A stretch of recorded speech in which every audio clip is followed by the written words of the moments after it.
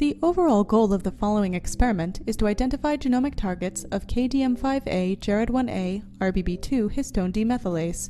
This is achieved by preparation of cross-linked chromatin that is sonicated to produce DNA fragments of the appropriate size. As a second step, RBB2-bound DNA fragments are immunoprecipitated with RBB2 antibodies.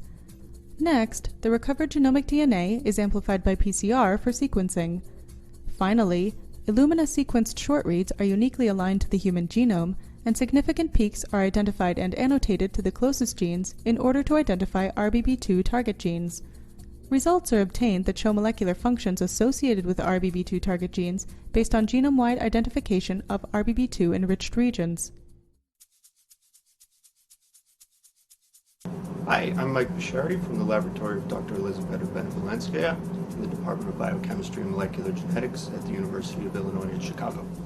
And I'm Abul from the laboratory of Biomedical Genomics led by Dr. Nuria Lopez-Bigas at the Barcelona Biomedical Research Park, University Pompeu Fabra. And I'm Dannielle DeWaal. And I'm William Richter. Both of us are also in the Benevolenskaya lab. Today we're going to show you a procedure for chromatin immunoprecipitation and sequencing. We use this procedure in our laboratory to study the binding site of histone demethylases. So, let's get started.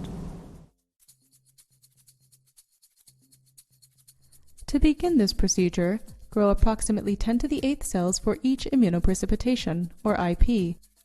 Here, diffuse histiocytic lymphoma U937 cells are used and induced for monocytic differentiation with TPA for 96 hours. Following cell growth, add formaldehyde solution directly to the media to a final concentration of 1%.